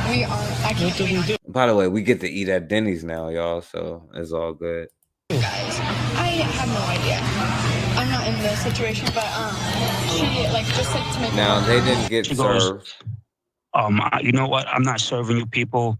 You need to get your stuff now and go. I'm calling police. She'll be like, oh, what do you mean, you people? And then she snatches the menus out of our hands. It was just unexpected. It's just something that we weren't ready for. I surely wasn't ready. We went in there. We never is. Are you we? know, never ready for any damn thing, are we? You know what I'm saying? They show us, wanting to place orders just like any other place. You go to, you walk into. You walk into a place to place an order, and we were just blindsided by it.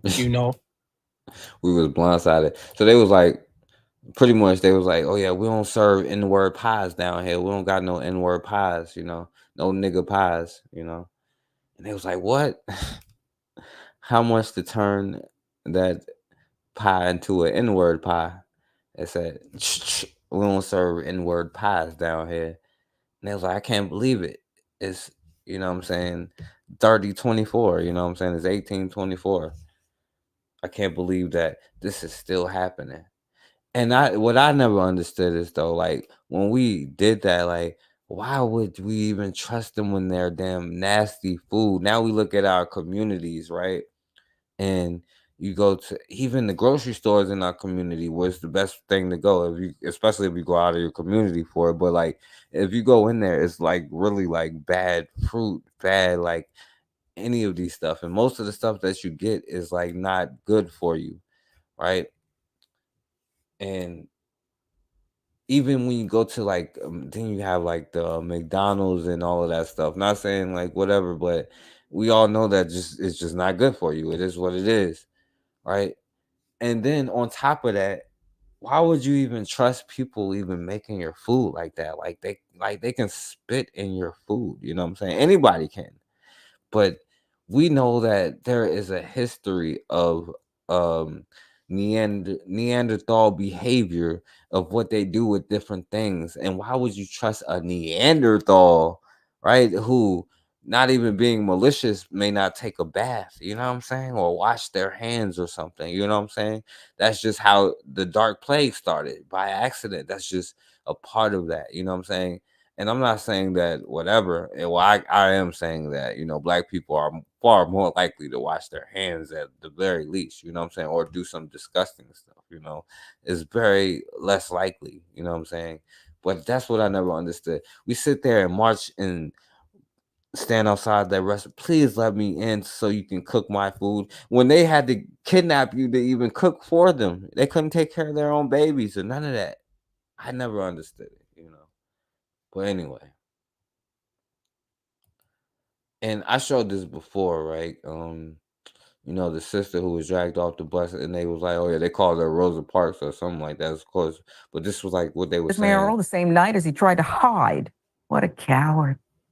Hide underneath a car in a nearby neighborhood, placed under arrest. You know what? They was like, they arrested one dude and let the other one go. But oh yeah, this is a side thing. Listen to this fool here.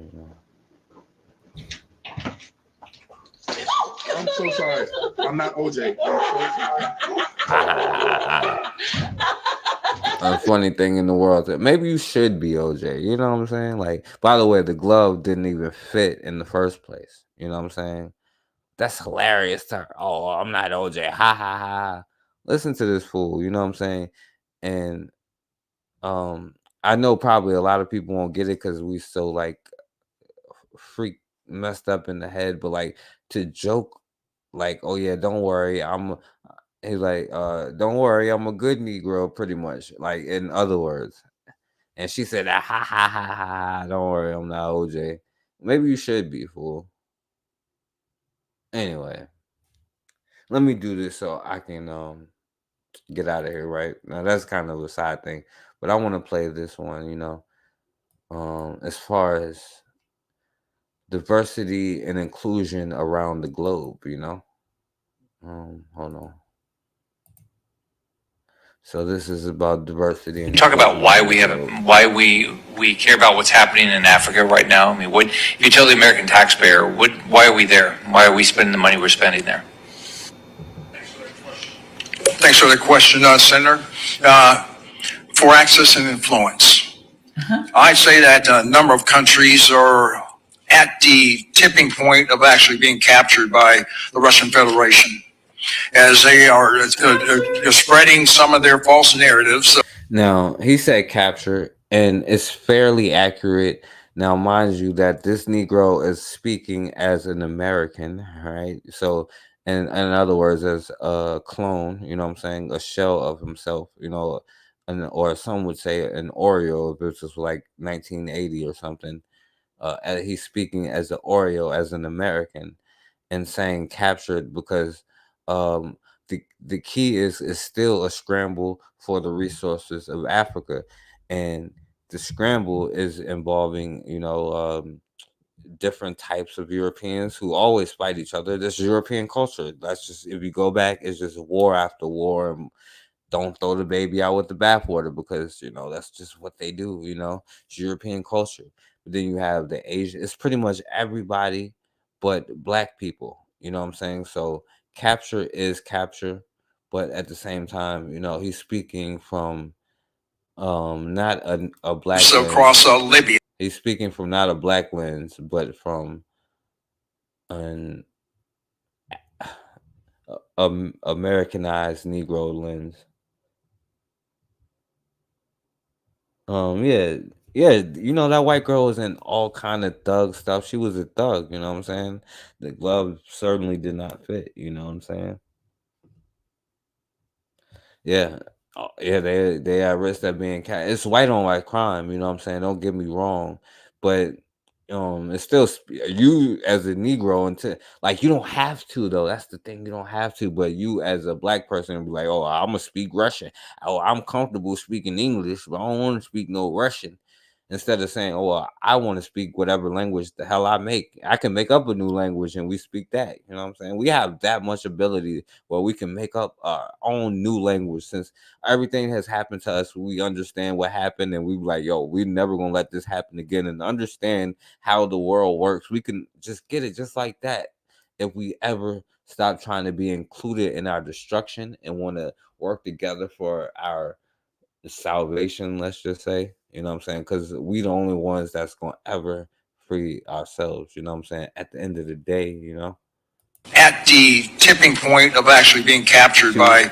Hell yeah, she was a crackhead, She was probably high that night, and that other dude, she was just caught up in all kind of thug behavior, The tipping point of actually being captured by the Russian Federation, as they are spreading some of their false narratives across Libya.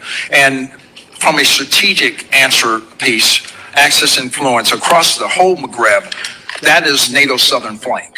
We need to be able to maintain access and influence across the Maghreb, from Morocco all the way to Libya.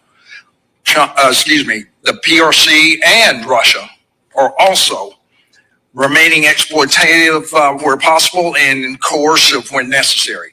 They want that ground. They said we are exploitative when possible, and basically we lie to them when we can, and we use force when we can't lie to them.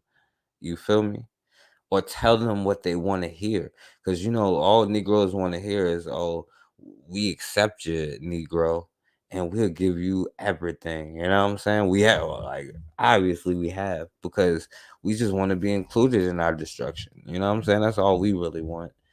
All right. So all they got to do is just tell you what you want to hear, to be honest with you. But they enjoy using the physical part. So they just kill you anyway. You know what I'm saying? Because that's European culture. That's Greek culture. Right. So they exploitative when possible and coercive when necessary. And sometimes just when they want to. Being exploitative where possible and coercive when necessary. They want that ground. They want power projection capabilities. So for the most part, Oh yeah, exactly. You know, they try to understand and listen to everything we say. That's why I want like a whole thing where they couldn't even get onto. We let too many people in the cookout to like even say that now because they catch up on it. Like, oh, they the ones going to the rap concerts and saying the N-word in the crowd. You know what I'm saying? Like we've included them. You know what I'm saying? We've been included in our destruction. But I agree with you. Like we make everything our own. You know what I'm saying? But I want people to like not even understand it. You know what I'm saying? want power projection capabilities. I agree with So you, for the most part, the rest of the continent is also for mining concessions, whether it be gold or rare earth minerals. Both of them have a long Oh my bad. Let me range plan. one time. But I think at the accelerated All right, my bad. and coercive when necessary, they want that ground. They want power projection capabilities. So for the most part, the rest of the continent is also for mining concessions, whether it be gold or rare earth minerals. Both of them have a long-range plan. But I think at the accelerated pace, a Russian Federation is really trying to take. Now imagine if this Negro and whatever level of military that he is had a black mindset, right? Even if he's cooning that set by the door, you know what I'm saying, or whatever. The whatever that's at the spook, he's spooking that sat by the door. You know what I'm saying right now. Imagine if he would, with whatever knowledge and information that he has and about what's where and what's this and what's that, had a black first mindset, right? He has an American first mind. He probably right about the Russians, you know what I'm saying? Because Europeans understand European. He's coming from a European mindset and being just reading what they tell him to say, you know what I'm saying? But imagine if he used that for his own sake, you know what I'm saying? Yeah. But you know, instead, this is the mindset we got. Look at this brother here, you know what I'm saying? And guess what happened to him, y'all? He got included. About white women lying about being sexually assaulted, mainly by black men. Numerous stories. This has went on throughout history, American history. But you got to remember that these white ladies lie and destroy lives, okay? Because that's what they've been coached to do throughout history by white men. White men coached them. They ain't coached them to do nothing. What are you talking? No, there's no disrespect to this brother. They ain't coached. These white bitches is crazy, bro. They're the most dangerous species in the universe. Talking about they got coached by them. Hell no. The white boys is crazy in their own right, but these white bitches is freaking crazy. Ain't nobody coached them to do nothing, right? Do this, okay? One of the latest big stories making was some damn excuses for these white chicks from Kentucky, Amber Shearer and Dongala Dobson. They didn't coach them to do it. What are you talking about, bro? Like, dude, if anything, you know what I'm saying? They come up with creativity. They're more creative than them in the ways of destroying us, bro. Like this whole complex for like, you know, this white bitches is the most dangerous species in the universe. These two, they went to Bahamas. Look at this Negro from here. Kentucky. We were like, as Cassandra would say, all 52 teeth, showing all of them. And look what happened. Dongala Dobson. These two, they went to Bahamas from Kentucky. we were like, okay, we're catching a break. We'll do the 2-for-1 deal. We felt the drinks were really strong, but Dongala and I are both gastric sleeve patients, so our stomachs can't tolerate much, so we don't drink often anyways. But less than a few drinks into the second drink, we knew something was wrong. Something was terribly wrong. We have videos that we have taken on our phones. Not one tear. Like, if one of them can produce a tear, I'll be like, what? I'll be surprised. If can any of y'all send me when they try to hit this cry thing with one tear that's ever came down? Yeah, please show me this video. 15 minutes between when we first got the drink and 15 minutes later. And our family and our friends are messaging us, concerned about us. Like, are you sure that you only had one drink? Is that all? Like, are you guys okay? Like, they thought maybe we were, Not one damn tear. they've been a little bit to our friends about how much we'd actually had to drink. And it even had me Yeah, questioning damn shame. myself a little. Now they in the Bahamas with nothing but Negroes. They couldn't wait to come back to tell this damn story. They done went on vacation, did what they, and there's always a Negro showing all 52 teeth, as Cassandra would say, out there. Because why do we need them to do anything for us, man? Like, Well, Lord, how much did I drink?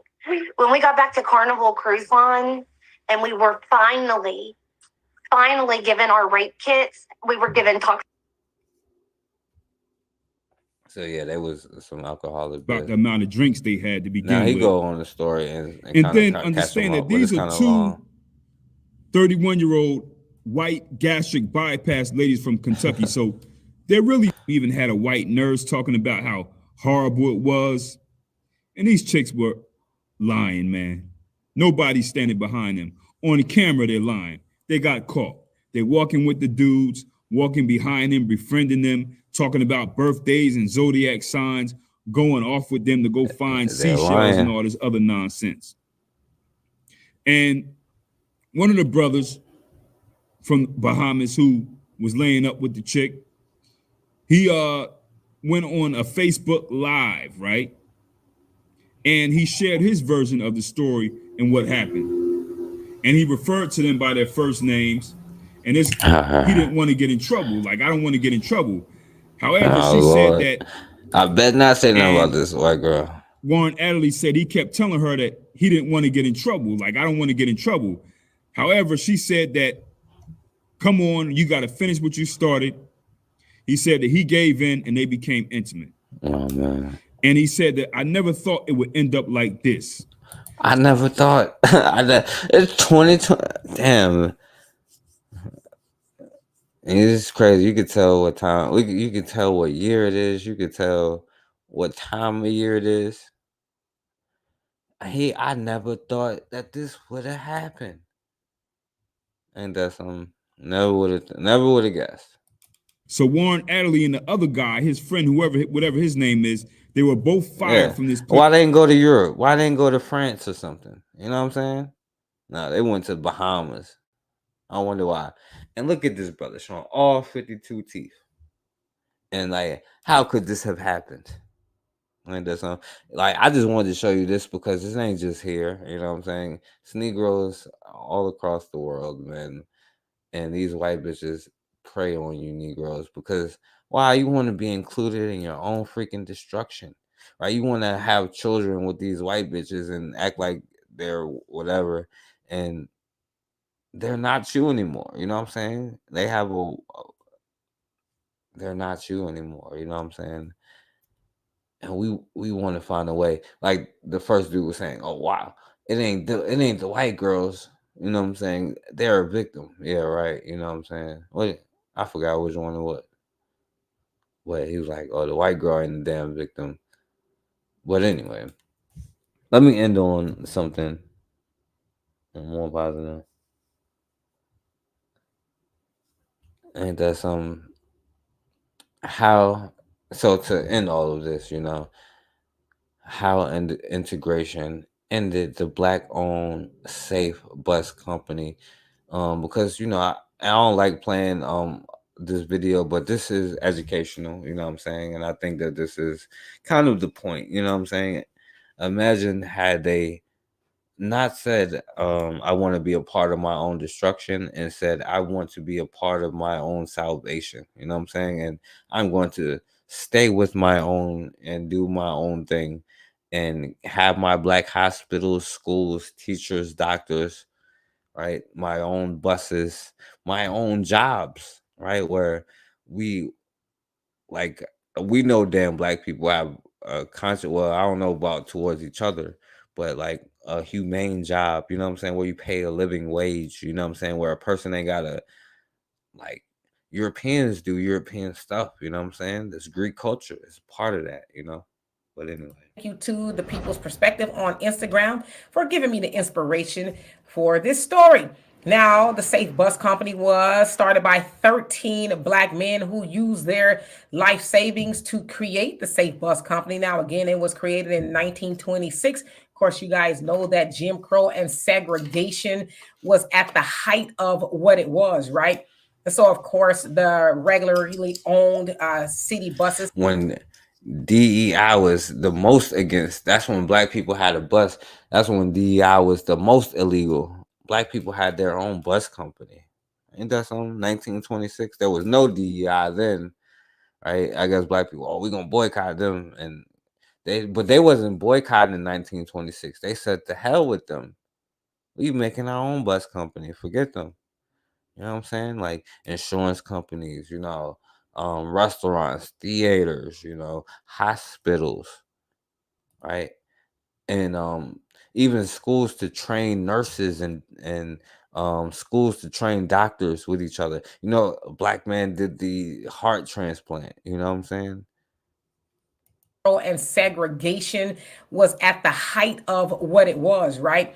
And so, of course, the regularly owned city buses did not go to a lot of areas in Black communities. And so the Black men said, hey, let's start a bus company. Now, it is said that the Safe Bus Company eventually became the largest Black-owned bus company in the world. Now, it had about 75 bus drivers, and it is said that in 1955, the company was valued at almost $1 million, which is a lot of money back then, right? Now, it is also said that they paid their bus drivers upwards of $2.50, which was more than school teachers made at the time. And so you get the gist that it was doing very well. Now, of course, you know that they was getting paid pretty much like $30 an hour today, pretty much, you know. But yo, what's going on, Raw? I'm about to get out of it, but you got to check out the first part, Raw. But yeah, this is like, you know, the ending results of all of this, you know what I'm saying? And by the way, you notice that this is Jet Magazine. And like even the Jet magazines, like Black people will put history and like real life stuff. It was a way to like communicate, and they used the resources they had and always to lift themselves up because they had no other choice, right? They didn't have this illusion of inclusion that we think that we have. And we're like, how come I'm still facing this in 2024 in their colleges, in their high schools, in their elementary schools, in their programs, at their jobs, you know what I'm saying? When I go out to their businesses, how come I'm still facing discrimination in 20? Well, it's because you let your Black-owned companies go and hospitals go and all of these things, you know what I'm saying? This is 1926, you know? Segregation was a big thing, and Black riders, I should say, on buses had to go to the back of the bus on white-owned bus companies. Of course, you guys know the story of Rosa Parks. But the story really started with Claudette Colvin. All right, so yeah, I know about that, but kind of what undid the Black. But anyway, in the 1960s, y'all know that the civil rights movement was a big thing, and segregation was, you know, trying to end, and eventually it did. And so, unfortunately, with the end of segregation, that also meant the end of the Safe Bus. The end of DIE, right? So now we DIE, and we included in our own destruction, you know? And I wonder what happened to the Black teachers and all of that stuff, and the Black businesses and the Black hospitals. Now we go to their hospitals and say, I can't believe it's 2024 and I'm getting discriminated. That's what we do now. We just go to their hospital. We might as well stand outside and sing, I can't believe whatever year it is, put year, you know what I'm saying? I can't believe it's 2030 and it's still happening. Just make a song out of it, you know what I'm saying? Company, because now Black people could be amongst white people. They can be on the white buses and feel, you know, hey, I belong here. But it's like, especially in North Carolina, where you had your own bus company, you didn't need to. The Chicago Bus Company is a PLC company because that's all that worked for them. Oh yeah. Now they got a whole bunch of because most of these jobs, and they be like, oh, they're not taking. But if you go into these warehouses or on these construction sites, and a lot of the jobs that was previously now is not there anymore. But I mean, it's listen, you know what I'm saying? You wanted to be included in your own destruction, you know what I'm saying? It is what it is. So To leave what you were doing to go be with white people, but unfortunately, that's kind of what undid the black community as well. You know, the false ideas, what I call them, you can get mad if you want to, but I call it the false idea of civil rights, because as the Honorable Elijah Muhammad said, how can you have AKA the illusion of inclusion, you know what I'm saying? But I will play this one, right? This is black people standing up for some young children. I just wanted to play something that I that seems to be positive, you know what I'm saying? Because you know, black people standing up for young children that was being messed with by the police, you know what I'm saying?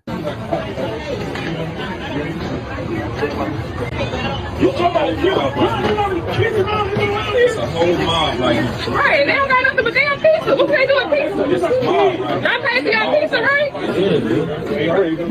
They can't leave until they say they can leave.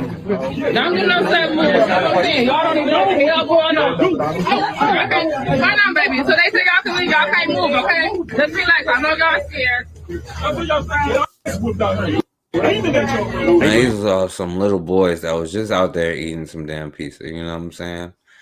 But you know, it's not our fault that we got kidnapped. We didn't start this war, you know what I'm saying? We didn't start this war, but it'll always be this way until we realize that we are in such thing.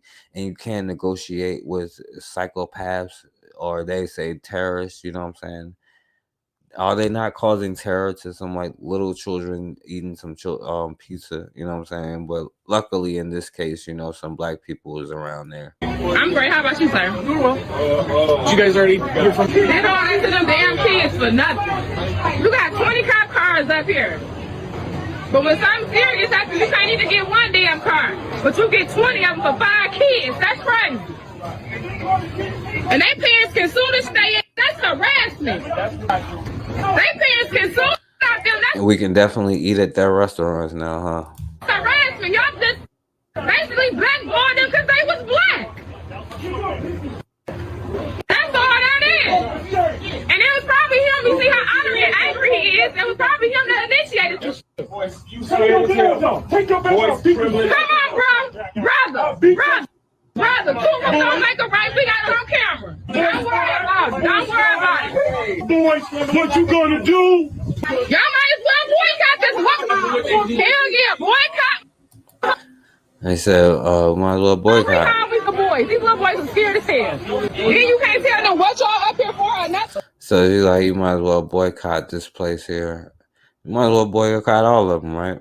But we wanted to be in. We went and sat in their restaurants every single day while they threw stuff at us, cussed at us. You know what I'm saying? Hit us. And every single day we send our children into these places so that they can be a part of these establishments. Now I'm saying, what if we trained our children to be able to provide for themselves, create all the things that they need to do to sustain without anybody else, and most importantly, be able to protect any and everything that they build? What if we taught them that? Because if I say, oh, you got to sacrifice your children if you want to have freedom, you know what I'm saying? You sacrifice them because you wanted equality, you know what I'm saying? You sent a 6-year-old girl to their damn school while a bunch of grown-ass white bitches outside spitting on her, calling her the N-word and all that stuff, you know what I'm saying? That's sacrificing your children, you know what I'm saying? And every single day we still sending them to their schools to this day, you know what I'm saying? And I'm not like blaming, but it's like the white, we started to be woke to being woke, right? You know what I'm saying? Like they said, you know, like learning that it is what it is, you know what I'm saying? Because at the end of the day, like, you got to realize who they are. The Great White Hope always loses every single time. Look up anybody who's been called the Great White Hope and tell me that they haven't lost, right now. Look up anybody who's been considered a great white hope and say they ain't lost, right? They end up like that white girl got her head smashed on the pavement. You know what I'm saying? But we just want to be included with a bunch of losers who like uncreative. You want these fools on your jury? You want them cooking your food? You want them teaching your children? Like, it's crazy. We want to be included, but when they say, we're not going to include you no more, now we're going to boycott. Now go to the black schools and support the black stuff when they don't support you. What? Like, it's crazy. What? Like, yo, it is what it is. To eat at their restaurant, you want them to cook your freaking food. They don't even want, like, the ones who not as psychopathic as the rest of them. They don't even like. Man, they like, yo, I don't wash my legs. I take a shower like once a week. The ones who think they're doing good, oh yeah, I wash up once a week. The rest of them like maybe once a month, or they be like, when I see dirt on my skin, then I take a shower. And they're cooking your freaking food. And not only that, the food that they give you is like, it's crazy, bro. Like, they want like trees aren't safe, vegetables, animals, none of that stuff is safe. You know what I'm saying? And we eating all of that, and we wanted to be a part of that. You know what I'm saying? But anyway, you live on the west side of Chicago. The kids are tough, and the whites here almost scared to say something to these kids. Well, that's good. They shouldn't say something to anyway. I think the thing is, black men shouldn't be scared to say something to like the black children. The white dudes should be scared to say something to them. But the black men, the elders, the ones who's teaching them to have the right mindset, they're the ones who's actually scared to say something to them. And that's a part of the damn problem. The black men and especially the black men shouldn't be scared to say something, especially like the ones who was like used to do that stuff 30, 40 years ago, used to bang back in the day. They shouldn't be scared of these young brothers and showing them and talking to them. But we scared of our own children, you know what I'm saying? We become almost like them, you know. And just because, you know, I gotta play this last thing, you know, because there'll never be a chance. This is what happens to the Great White Hope, you know what I'm saying? They never go see that ring, you know.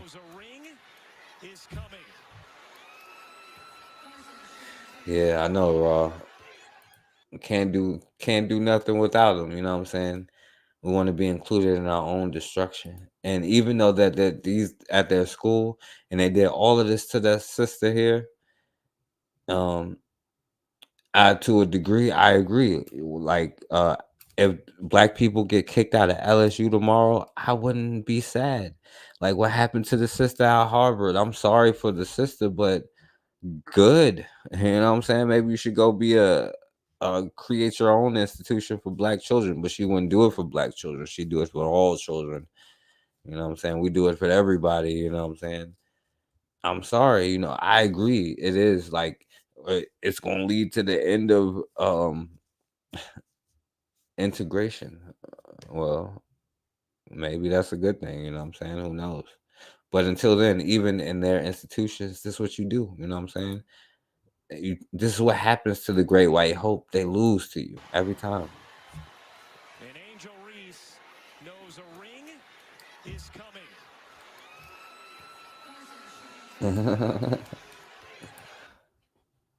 That's what happens to the Great White Hope, y'all. You know what I'm saying? But anyway, I appreciate y'all for listening. And I'm glad that, you know what I'm saying, it's the people who are in here now. And I understand that it's not for everybody, but now that it is who it is. And by the way, this is just a prelude to what me and Cassandra are going to talk about coming up on Wednesday at 8:30. You know what I'm saying?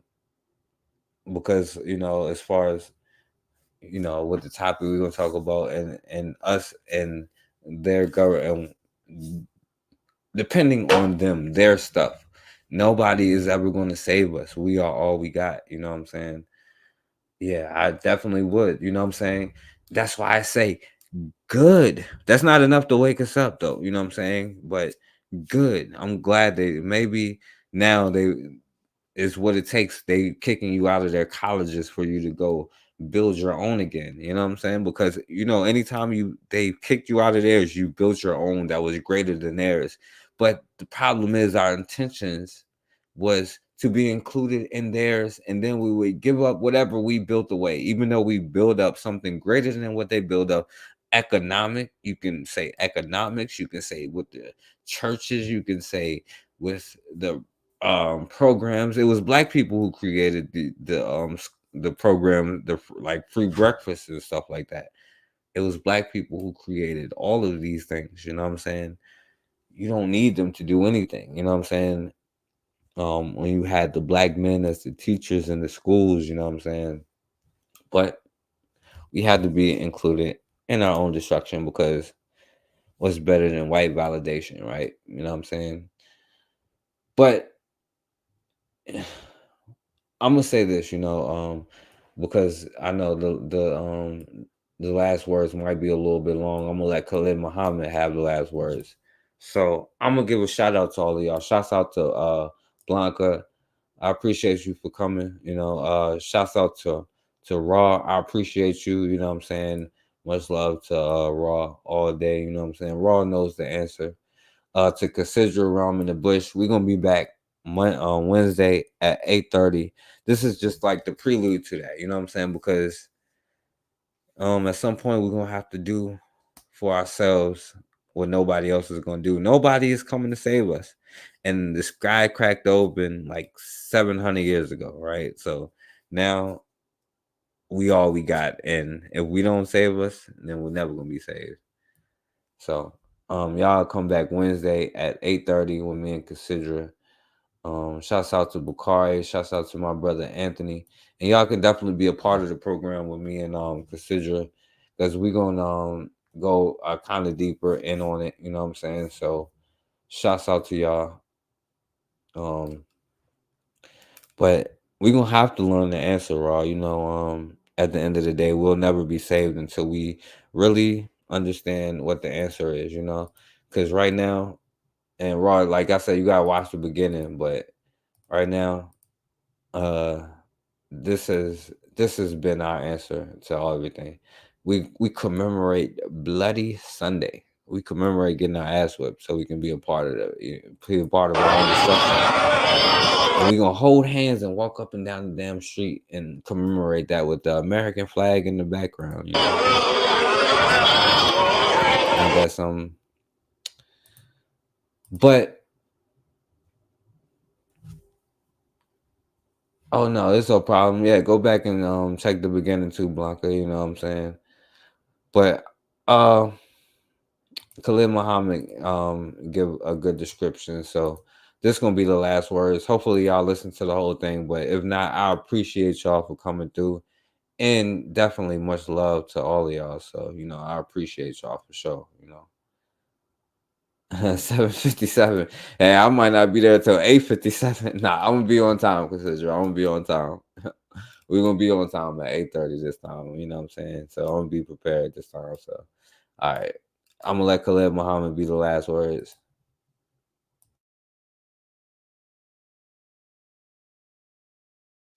Before I get into the body of my lecture, read a poem for you. I normally don't read poems, but this one is just so good. I got to read this one. You want to hear a poem at the African Poetry Theater?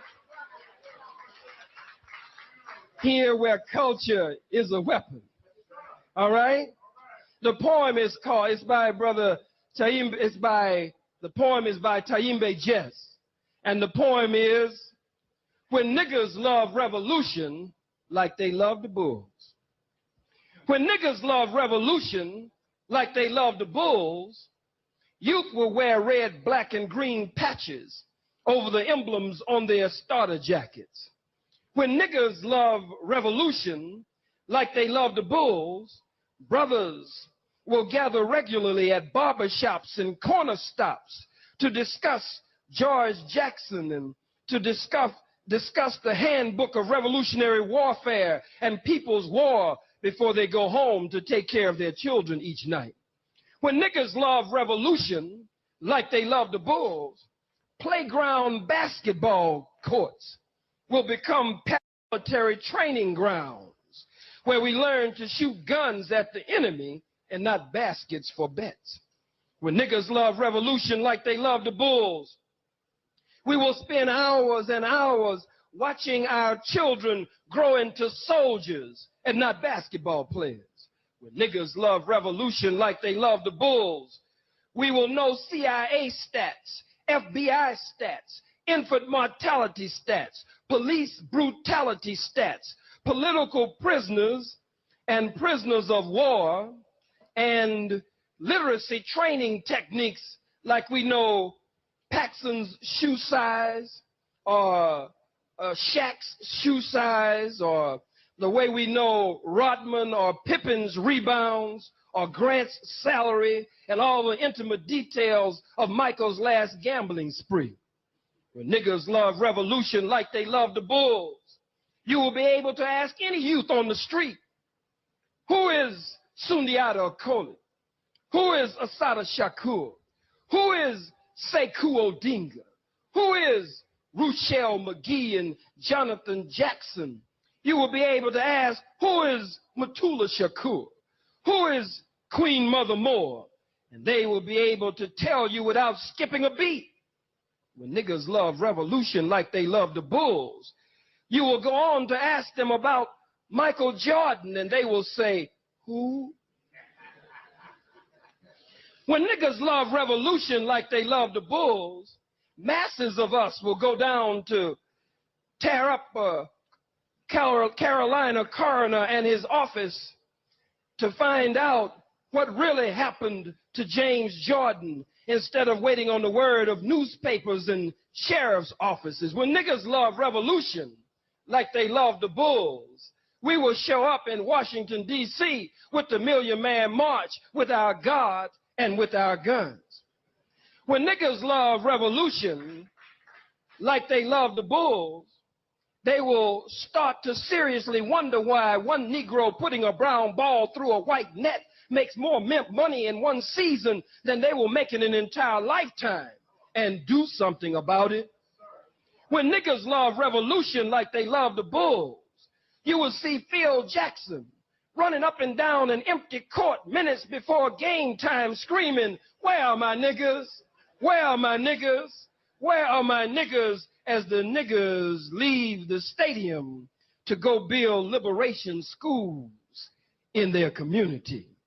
When niggas love revolution like they love the Bulls, all niggas will refuse to shoot ball with the president, with or without their dashikis on. When niggas love revolution like they love the Bulls, will become associated with the sound that CIA agents, snitches, rats, and agent provocateurs who join our organizations and work against the legitimate aspirations of our people who yearn to breathe free, drug dealers and others will make when they are thrown gracefully face first into open manholes. When niggas love revolution like they love the Bulls, Nike will no longer be able to sell $160 basketball shoes in the black community because we would rather spend the money on liberation and revolution. Thank you. When niggas love revolution like they love the Bulls, they will love it more than chitlins, more than All My Children, more than Jerry Curls, more than permanence, more than Cadillacs and Mercedes-Benz and Rolls-Royces and BMWs, cause when niggas love revolution like they love the Bulls, when niggas love their family like they love the Bulls, when niggas love their children like they love the Bulls, when niggas love to be free like they love the Bulls, when niggas love struggle like they love the Bulls, when niggas love dignity like they love the Bulls, when niggas love niggas like they love the Bulls, we will become black people and all the bullshit will hit the fan.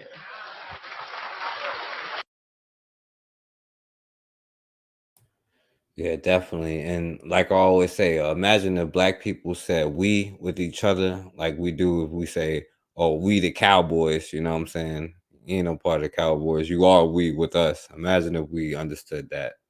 But we gotta be included in our own destruction, right? But as always, man, we have got to start standing for something, or we're gonna keep falling for anything.